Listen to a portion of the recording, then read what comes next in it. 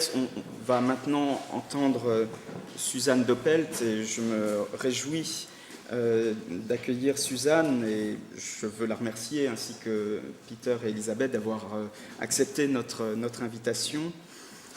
Et je lirai, comme tout à l'heure j'ai lu une phrase de Suzanne, je lirai une phrase d'Elisabeth pour présenter peut-être le travail de Suzanne Doppelt. Dans un œil à facettes, la nature tend à s'éloigner de la lutte, le non est implicite. Suzanne Doppelt est poète et photographe et donc son travail d'écriture mêle étroitement littérature et photographie. Elle a publié notamment aux éditions POL Quelque chose cloche, qui a été traduit par Cole Swanson et publié par Burning Deck sous le titre de Ring, Rang, Wrong.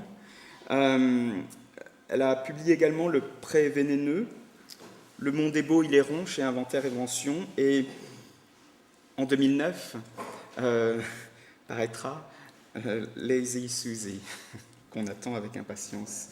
Elle dirige une collection chez Bayard, Le Rayon des Curiosités, et est au comité de rédaction de la revue Vacarme. Suzanne Doppelt.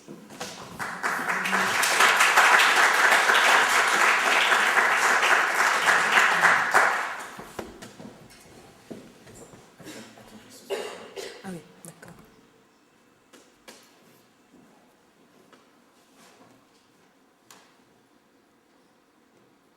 Il y en a pour une demi-heure, 3 quarts d'heure.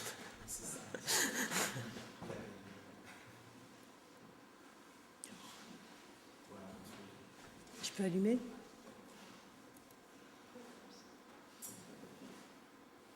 Merde, ça marche plus. Ça n'allume plus. Est-ce que tu veux que je commence simplement en veille ? Mais même en veille, C'est bon, c'est bon. Ouais. Voilà, ça y est. Le problème, c'est que C'est bon, tu y arrives. c'est bizarre. Oui, c'est très bizarre. Bon, C'est bon. Il est mort, mais ça va. Je vais lire deux petits textes de ce livre qui s'appelle Le monde est beau, il est rond. Donc, et ensuite, je lirai des extraits de ce livre à venir qui va s'appeler Lazy Susie. Sur un mur, en traçant l'ombre d'une forme que la lumière fait paraître, c'est le premier portrait, dit-on, ligne fine, bien dépliée tout autour du visage, depuis le menton jusqu'au sommet du front et à la racine des cheveux. Il vaut le 10e de la hauteur du corps. Encore le premier dans une bulle, un miroir bombé, celui du peintre en très jeune homme, son image dedans qui s'avance et se retire selon les lois de la réflexion, comme la main placée en dessous, les poutres du plafond et la fuite bizarre des portes. Ou plus tard, Amélie Boudet face à l'objectif, corps opaque, avec l'esprit flottant de son mari à 6 pieds du sol, la figure laiteuse de Clara Harris, ses 2 sphères et une comète s'impriment sur la plaque sensible, un tampon à spectre. De l'autre monde, vu de face, translucide, vivant de profil, de 3 quarts, avec et sans contour, sur fond neutre ou fondu dans le paysage verdoyant, derrière la fenêtre grande ouverte. Les expressions sombres, souffrance, effroi, demandent des ombres profondes, l'étonnement et la joie, des lumières fortes. Un certain air ou un vent très subtil, une belle grimace avec double pied de nez, un seul muscle est chargé d'exécuter le mouvement de l'âme, celui que lui indique le docteur Duchesne de Boulogne. La tête d'expression se fabrique avec des fils conducteurs et une machine à induction. Ces modèles sont 2 petites filles à la figure lisse, une femme plus âgée à la peau brûlée par le soleil, un jeune et bel homme, un ouvrier maigre aux traits marqués, un vieillard à l'intelligence bornée. Le visage s'ouvre, simple masque, en laisse voir un second, son double fixe, les yeux vides, informes ou fragmentés. Un 3e, semblable à d'autres, dont il change le galbe et les couleurs sans signe particulier. Encore un, supermobile, disparu, parfois criminel. Le magasin du visage, on vous en donne un et vous en choisissez un nouveau, mix de bêtes ou autres, monstres à double face, des esprits animaux. Depuis la grenouille, image bouffie de la nature, à l'homme ou l'inverse, une suite d'où se dégage lentement le nez, le front et le menton, alors que la bouche et les yeux deviennent de plus en plus petits. Dans la physiognomie humaine, Giambattista della Porta parle de l'étonnante communauté des formes et des caractères du monde animé. Platon est comparé au chien, nez haut et bien flairant, front étendu en longueur, Socrate au cerf, nez Camus, Vitellus au hibou, tête merveilleusement grande.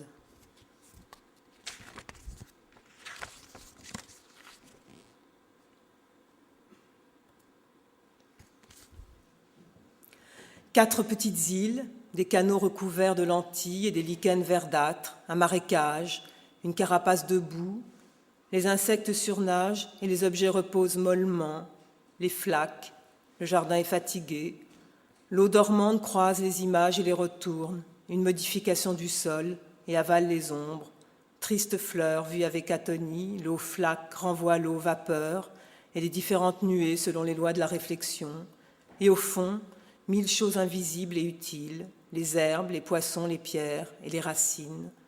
L'eau est encore plus noire, l'île est une chambre noire, rien de pire que celle qui dort, les brumes, corps opaques, les flammettes et les esprits supermobiles, les noyés et la terreur du lac isolé.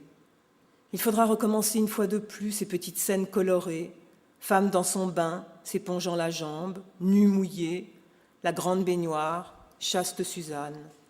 L'île est une île, tempérée, fabriquée, flottante, comme un morceau de bois ou un navire, ou quelque chose d'autre capable de flotter naturellement.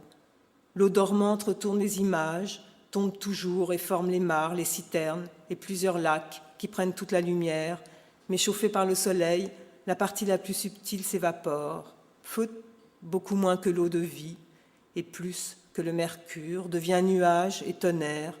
Elle reste 9 jours dans l'air et 3000 ans dans les océans. Vapeur invisible ou gouttelettes froides en suspension, microglaces qui reflètent bien la couleur mais déforment le soleil, une image longue et continue, et à 46 cm, l'homme qui rétrécit croise une naine de foire, puis se fait assommer par une goutte d'eau. Il y en a autant que de soleil.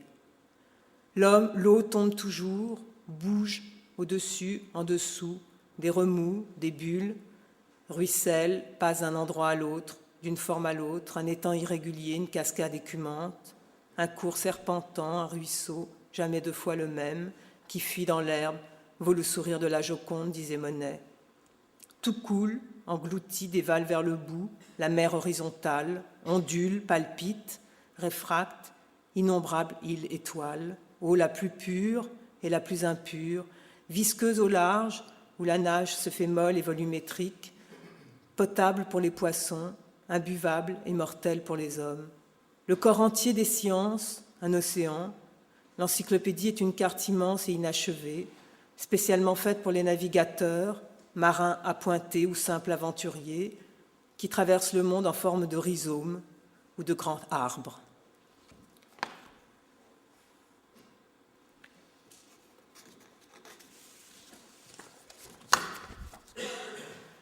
Elle se balance sur chaque pied, on dirait un pas de danse, enlève un et ne le pose plus, c'est la ronde du pont. Elle ressemble au trépied antique, frappe un coup et se soulève entière jusqu'à 18 cm du sol. Peux-tu continuer tes vers par la table ainsi qu'elle est tenue en ce moment ? Il suffit d'y placer les 2 mains, un vrai tour de passe-passe, et la matière tourne, l'œil tourne, c'est lui qui regroupe les sphères et l'oreille les sons, et l'illusion qui les fait. Le meuble est à la dérive, il vole, et roule en cercle une révolution sans fin, avec son plateau super rotatif, Lazy Suzy tout autour de la terre, semblable elle-même à une table ou à un œuf, sa lumière empruntée. Puis atterrit sur un tapis miroitant, un pied et un autre, conserve la nuit à pas furtifs, d'Inteville le béret bien orné et de Self en bonnet carré. Sur la tablette du haut, un globe et ses satellites, 6 instruments pour mesurer le ciel, en bas, un luth, un livre grand ouvert, un autre fermé, l'arithmétique du marchand, et près du sol, le petit solide qui défie les lois de la pesanteur, étiré et tourné comme une punaise lumineuse. Je voudrais juste dire en fait que ce livre tourne lui-même autour des anamorphoses.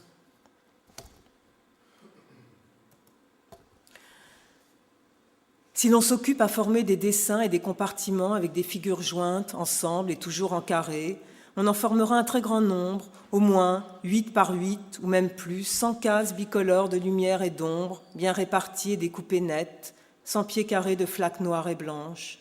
Un beau tapis à la géométrie fixe qui reflète déformés les pieds des tables et des chaises, la lune et ses satellites, certains motifs. Vous perdez souvent à ce jeu, sur le sol brillant comme du verre, celui du palais, que l'on renvoie en maniaque, le pot de phare gisant au pied d'un mur, de bas en haut, une belle glissade vers la dernière rangée. Une fois, j'ai tout perdu. Et si on regarde ce mur voisin, on y verra le parc ou son image en 3D, une découverte, les formes telles qu'elles sont en réalité, les couleurs de toutes choses et leurs dégradés, jusqu'au blanc parfait qui aveugle et au noir illimité. On y verra les arbres de bordure, les buissons correctement rangés, le parterre géométrique très bien ordonné, en rectangle ou carré, une marque dans chaque, l'herbe rase et les petites fleurs émaillées, les eaux enfermées, dans le ciel, le pigeon du cap aux cases alternées, et la lumière et l'ombre, précisément réparties, un immense damier et un bel agencement, la nature a un bon coup de pinceau. L'homme aussi, lorsqu'il s'occupe à la copier, il trace un rectangle de la grandeur qui convient, une fenêtre grande ouverte dans un mur de verre, puis la divise en carreaux larges comme 2 doigts, une super carte millimétrée. À travers, il regarde le monde mis au carré, l'œil mosaïque de la mouche en fait autant, et qui fuit vers l'horizon, ou alors s'enroule autour d'un dallage noir et blanc découpé net sur une plaque de cuivre composée tout en rond, une révolution permanente, celle du visage barbu, anonyme et sans expression, mais avec un certain air ou un vent très subtil, rare en perspective, dilaté plusieurs fois en traversant l'espace, et qui revient et se redresse intact sur le cylindre de verre.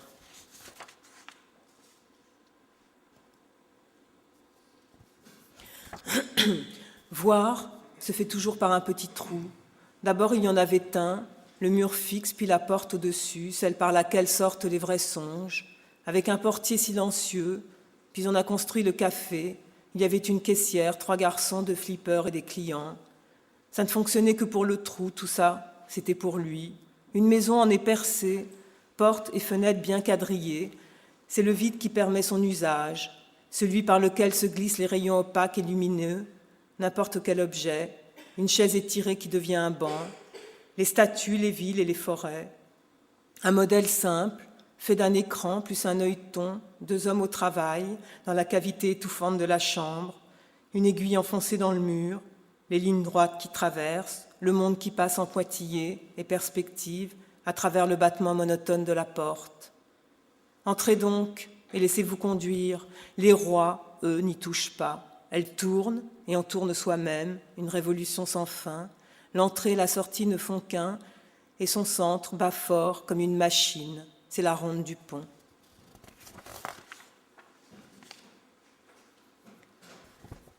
La couleur des corps en dépend, jaune, comme le petit pan de Delve, blanc sur blanc, ou gris à droite, et l'Etna enneigé de l'autre côté, un cadre en 2 parties égales pour voir le monde et ses histoires. Tout se passe sur le mur ou à travers. Si on en regarde un vieux couvert de taches, et il finit toujours par se lézarder, on y verra des paysages variés, différentes compositions, des scènes de genre, des reflets, un insecte méchamment écrasé, un vrai stimulant optique et une belle perspective. Car le tableau qui obéit à ses lois est comme un mur de verre, un écran poli, de l'air solide sur lequel glisse le regard de celui venu y appliquer sa main, pleine de couleurs, pour laisser une empreinte, ou celle qui entoure d'une ligne bien dépliée l'ombre d'un visage, un fantôme sur le départ. Et la pièce ajourée sur 2 à 3 centimètres devient une chambre richement décorée et découvre des espaces illimités avec un jardin de rêve sur son versant opposé. Le mur est une mécanique qui travaille sans relâche.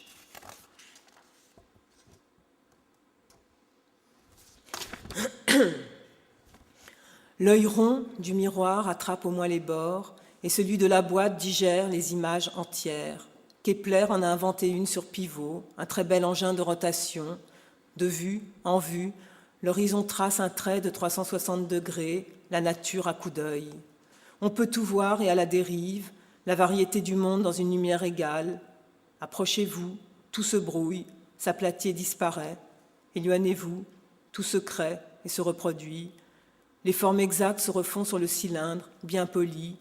Les objets tournent et on tourne soi-même. C'est un rouleau magique, un moving panorama où se voient 1000 figures en couleur et avec effet de perspective, des monuments et des jardins, des faits historiques et des pays lointains.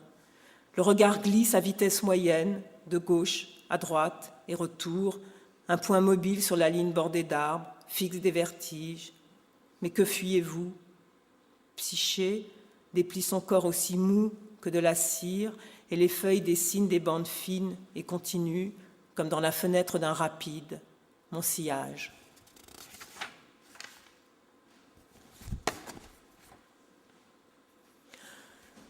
Au dehors, les couleurs et les figures, des cubes, des cercles, des cônes, dedans, toutes les pièces pour que ça marche. Le tomate naturel l'est dans ses moindres parties. Il sort raide, pareil à un esprit, d'un mélange de traits et de lignes, un grand réseau électrique. Il va, mange, parle et respire avec un certain air, le regard vitreux et à la renverse, entre le jour et la nuit. Il se remonte lui-même d'un seul coup de manivelle. C'est un très bel outil de précision. Il avance, court le long des chemins sur des rythmes ascendants et descendants, vibre et tourne, se balance en avant et en arrière, aussi flexible que de la cire. La nature entière est mise en mouvement. Il est ici et il est là, des vues instantanées, il enjambe l'espace, le corps flottant. Il est fait comme il fait les machines. Son œil en est une, de face ou strictement de biais, de même que la pièce plongée dans le noir, cette chambre meublée que tout homme porte en lui, y entre, par un petit trou, la lumière et les images retournées. Les rayons se croisent et montrent les couleurs et les figures, une vraie toile vivante. Et un merveilleux jouet optique pour remonter le temps et qui invite aussi les morts. Le somnambule magnétique fait tourner la table lumineuse, le petit guéridon à 3 pieds ou la planchette à roulettes, un Suzy paresseux qui promène ses ruines autour des nôtres et qui tourne comme la lune roule en cercle, un éclat emprunté. Qu'on peut voir de près, une féerie privée avec des bribes et des morceaux, des tas de formes et de couleurs, des arrangements d'un nouveau style, sur un rouleau tapissé de verre, ou de loin, à travers une vitre plate et bien transparente, ou un cadre tendu d'un voile léger, celui inventé par Athanas Kircher, qui permet de transformer les effigies, l'examen des rayons opaques et lumineux et des ombres volantes, celui de n'importe quel objet qui passe en pointillé et en perspective, statue, ville, visage, mobilier, montagne, forêt, et qui peut changer une plante en animal.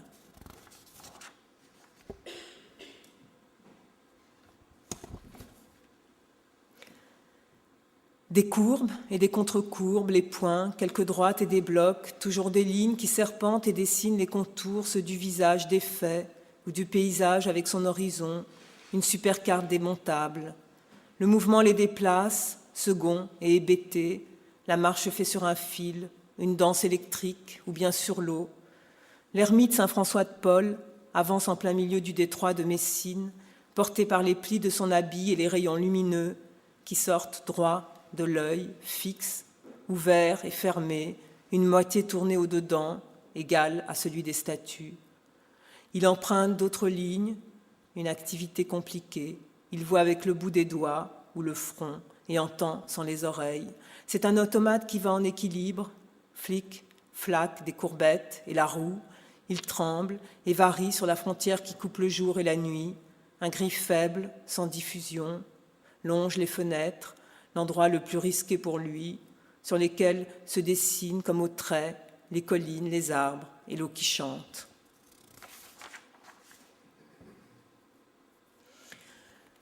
L'œil voit fixe pendant que la matière poreuse défait ses moindres replis en long et en large qui agitent le fond. L'eau plate bouge dans l'eau, en dessus, en dessous, devient vive et roulante, les remous et les plie. C'est un étang en Chine avec différents flots et ondes et la femme élastique dans un rocher spongieux, le visage cireux et étiré, un mécanisme à surprise. Pour bien la voir, il faut la replier. Alors elle prend forme dans les reflets, des courbes variables et des contre-courbes, les lignes qui débordent un peu dans l'air et sur les nuages, vibrent comme une machine dans toutes ses parties. Les figures ne sont faites que pour aller et venir, et la matière ne cesse de défaire ses petits plis mobiles jusqu'au vertige quand elle est noire. Les objets volent en éclats et en apesanteur des fragments agrandis du monde, tandis que le plateau de verre taillé voltige dans l'espace et peut plier sans casser d'environ 1 pouce par pied. Elle frémit à l'infini dans les miroirs. Toute vue est hallucinée.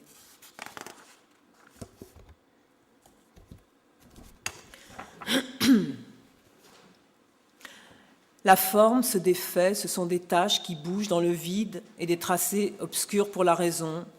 Les parties sont détachées les unes des autres, coupées en deux. La femme fixe dans la boîte noire, un corps astral avec truc, le nez dans un endroit et le menton ailleurs. Un vrai tour de passe-passe qui montre bien l'agilité des doigts. Ce qui est reconnaissable dans un lieu ne l'est pas dans l'autre, mais demeure pour celui qui l'a vu naître. Un état nuageux, un spectre flou à la double vue qui va et vient dans le paysage feuilleté comme un flipbook. Il y a beaucoup d'intermédiaires et un flux d'une rare puissance qui rassemble tous les contraires. La limaille s'agite furieusement, un beau morceau de fer, un bel aimant sidéral, tout est magnétique et étonnant. C'est la magie artificielle des effets merveilleux.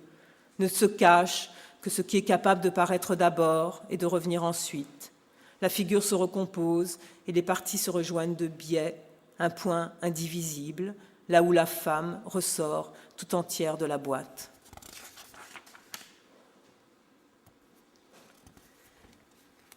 Par des mouvements variés, des pas assortis et des figures bien dessinées, la danse astronomique refait la marche des planètes. Finalement, il suffit de 34 cercles pour expliquer la structure en entier et le ballet des sphères, mais il en faut bien plus à la grue qui imite les tours et les détours du labyrinthe sur un rythme cadencé.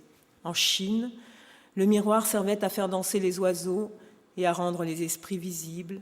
Des quais de la Seine au bord du Gange, ils sautent et se pâment sans rien y voir. Un fleuve, un pont, une baignade, un déjeuner sur l'herbe, et la tête de Jean-Baptiste, apparue hors de l'eau, posée sur le plateau, aussi tourbillonnant que Salomé à côté du tableau. Le mouvement dans l'eau, de l'eau dans l'eau agit comme celui de l'air dans l'air. Sa ronde de nuit est un ouragan, un super engin de rotation. Le costume pailleté, les voiles flottants. On y danse tout en rond et sans appui, flou de face et net vers les bords. Sous la lune, tel un bol, on repasse 20 fois au même endroit. Ce n'est qu'un grand vertige panoramique. Le sol ondule, un battement appuyé, l'herbe frémit et les plantes vibrent, pareil à une sonnerie. Les ombres, les taches et les feuilles remuent, un tronc et des fourmis qui grouillent. Le paysage est en branle et la mobilité générale. Si ton œil était plus aigu, tu verrais tout en mouvement et en perspective. Du dehors, les rayons dessinent un cercle lumineux sur le mur opposé, avec tout ce qu'il faut dedans. Les objets tournent et la matière aussi. La fenêtre suit le format des images et les meubles sont à la dérive. La table agite furieusement ses pieds. On dirait une balançoire cosmique. Des mouvements bien réglés, des sauts et les pas mesurés, en forme de volute ou de spirale, les élans et les torsions, des grands jetés, plusieurs temps. Les figures sont des disques colorés, des cônes et des bâtons, et les corps dans le vide, le cercle du ventre, le cylindre du cou, le triangle du nez, la sphère des yeux, composent un très bel ensemble technique.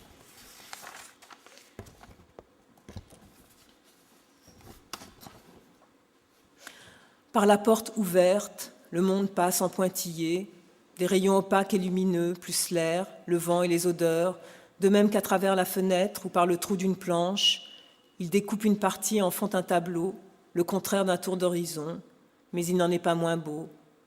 Apercevez-vous quelque chose? Pour ça, il faut aller et venir de loin.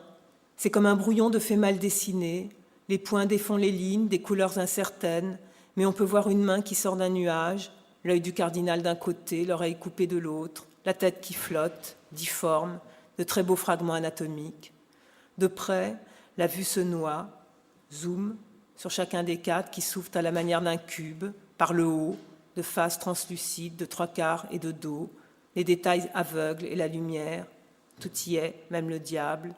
Seule, la forme oblique se redresse, la petite machine de guerre, une rotation à 90 degrés suffit, pendant que le reste explose, une vraie onde de choc avec ses flashs et ses éclats. 3 marges de plusieurs couleurs, une petite porte et un œilleton. Les rayons traversent et dessinent un cercle, un faisceau d'électrons sur le mur d'en face. Ils voient et les planchers entendent. Un secret a toujours la forme d'un œil ou d'une oreille. À l'étage, la chambre est aussi noire qu'un cinéma.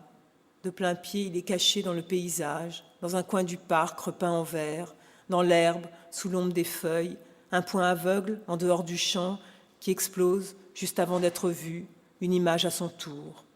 Et sous elle, une autre, et sous cette autre, encore une, et ainsi de suite. Le regard X voit sous la terre un trou silencieux et ses fantômes, des figures comiques, les fourmis qui dansent, puis plus rien, le rêve de la peinture. Derrière, c'est la section dorée, un réseau de lignes magiques qui forment comme une toile d'araignée, carrés, étoiles et polygones, une science discrète, mais une doctrine admirable. Il faut au moins un troisième œil, ou bien celui fixé au bout des doigts, pour en percer le secret. Le dernier.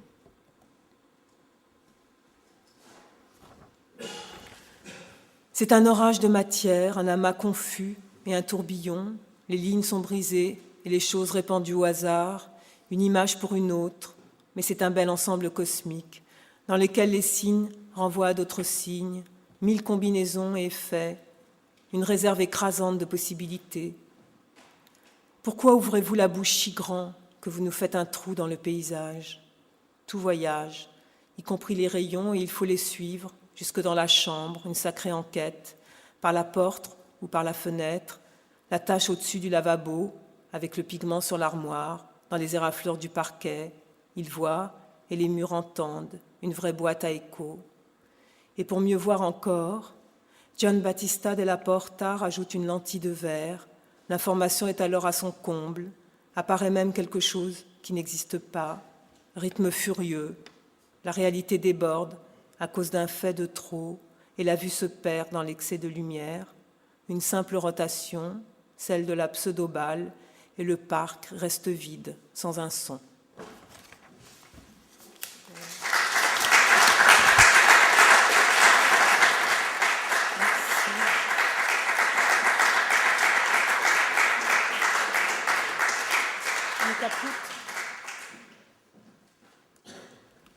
Merci Suzanne Doppelt pour ces perspectives dépravées et on va marquer une pause de 10 minutes environ.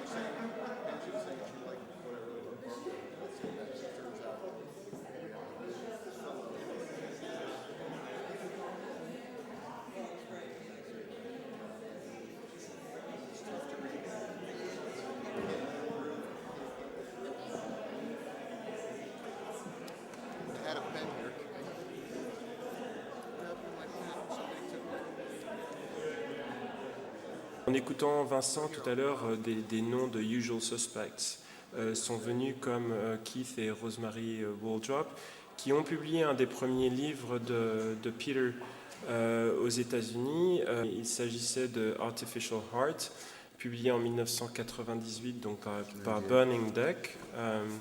On suivit Artificial Heart, Some Values of Landscape and Weather, publié chez Wesleyan, et The Outer National, publié dans la même maison d'édition. Deux autres noms sont ceux d'Emmanuel Ocasio